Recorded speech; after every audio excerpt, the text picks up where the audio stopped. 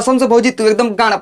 फाड़ बाड़ू यार। और तो तोहार भतरा जौन भोसड़ी वाला दोगला आदमी बा यार, काहे से कि ना एकरी पहुंच उठलाली बिना रूठ जातो तोहके तो बिना यार कंडो में गाय सॉरी यार बिना निरोधे के पेले चाहे, लेकिन तोहरी पहुंच तो भौजी ने तोहार बता तो भोसड़ी वाला छक्का दोगला बा उठलाली बिना रूठ ही जात बाबे। तो यार ना हमसे भोसड़ी वाले से एगो बात पूछ लिए, तू पूछ लिया हम का लाड़ पूछम, हम तो लगे ना मानते तू अपने भतरा से पूछ लिया ना भोसड़ी वाला से कि ओकर पहुंचो मुंह सॉरी यार हिलावेला जब तो का ओकर पहुंचो ऊपर फेर लवली लगा के मारेला का रे सॉरी फेर लवली भेसलीन कुछ हो तो का उहे लगा के मारत होई तब सरवा ना उठलाली बिना रूठ जत बने। तो ऐसा का बात रहत ना खौआइल जैसे खौआइल कन खम्मा ली ले मारा तो का तो भोसड़ी वाला ना वैसा पहुंच जात घपा घप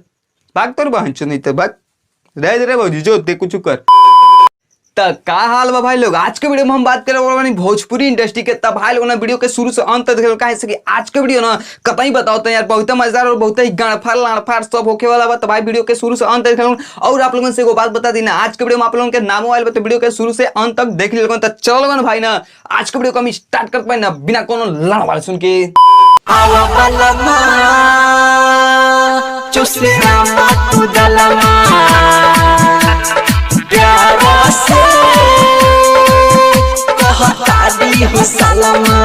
हाँ तो तोरी बहन तो भौजी कौन ची कहले हम सुननी ना तनी एक बार और कबे गंडिया चियार के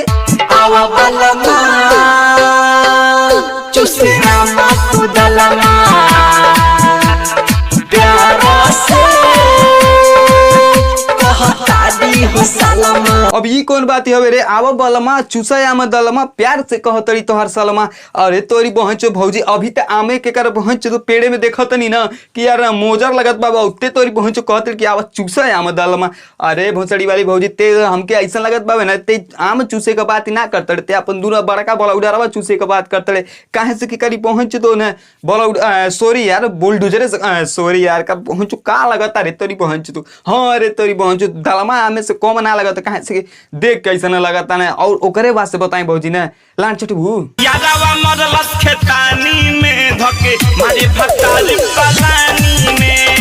यादवा मरलस खेतानी में धके मारे भताल पलानी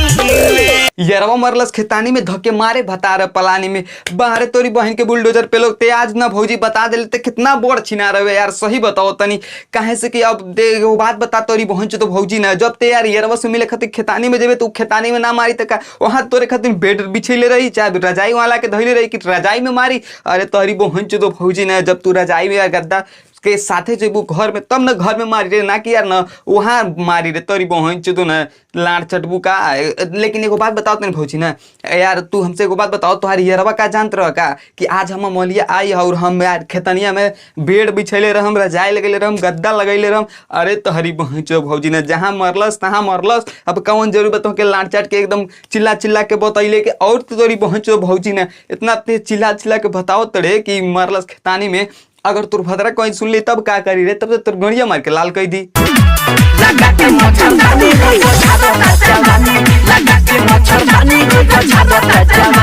अरे भाई लोग हम आज ले यह सुन ले और यह देख ले ना कि करीब बहन के साया में पटाखा फोड़ो ना ये हलवाई सब जो रहे ना वो यार ना बुनिया छाने के काम कर रहे हैं यार कुछ भी कर रहे हैं। लेकिन ये हो जाए आज पहली बार को सुनावत है हमके चाहे आपके सुनाते है लगा के मच्छरदानी रोज झाड़ता जवानी। अरे यार नहीं तो सही बताओ तनी भाई लोग ना ये कर भतरा जौन बा करीब बहन दो भोसड़ी वाला वो का करता ना ई भौजी के समुंदर जैसा सामाने में ना कर पहुंच हिलावे के नाकामयाब कोशिश करता वो भोसड़ी वाली भौजी के लगाता हुआ ना कि यार वो गाड़ी मारे के कोशिश करता। लेकिन ऐसा बात ना बा रे जवानी वानी झाड़त नहीं बा वो करीब बहन तो खुद हेरा गई बा मन तो वो झाड़ता पारता लाड़ चटता कर बहन कुछ करता उससे हमसे का करे बारे तोरी बहन भाग भोसड़ी वाली। तो बस आज के वीडियो में इतना बकचोदी रहा। अब हम चलते नहीं आप लोगों के नाम लेवे तो देख लो पहला नंबर पे के नाम आयल लिखल राहुल यादव लिखे हैं, शशिलाल यादव, अंतरा सिंह पे दोस्त करो गाली दो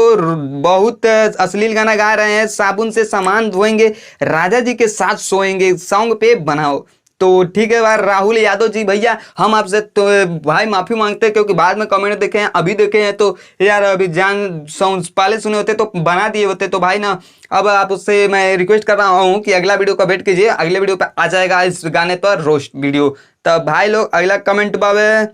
कुंदन कुमार के लिखे हैं सुपर भाई, तो भाई थैंक यू। और अगला कमेंट है रोस्टेड नंबर 1, तो भाई लोग ये हमारा रोस्टिंग चैनल हवे भाई, ये हमारे तरह रोस्ट वीडियो बनावे ना रोस्टेड नंबर 1, तो भाई यूट्यूब पे सर्च मार के देख सके लोगन, अच्छा खासा वीडियो बनावे ना, सुपर वीडियो सुपर लिखे हैं, थैंक यू भैया। बस अगला कमेंट है तो ललनजीत कुमार के लिखे हैं सुपर हिट प्रमोद भाई, लव यू सो मच दोस्त, थैंक यू भैया आप ओके ललनजीत सानी कुमार कुछ भी हो यार, थैंक यू भैया। उसके बाद से वाह अभिमन्यु कुमार लिखे हैं गजब बोरदर, थैंक यू भैया थैंक यू। तो भाई लोग आज के वीडियो में बस इतना लोगों के नाम उठाई नहीं, अगला वीडियो में ज्यादा जन के नाम उठाएं, तो भाई जेकर नाम ना आए लोग खातिर सॉरी भैया, नमस्ते सॉरी भैया माफ कर दिए, कहाँ से कि ना यार बहुत दिल दुखात बा कर बहन लॉकडाउन में घरे बैठल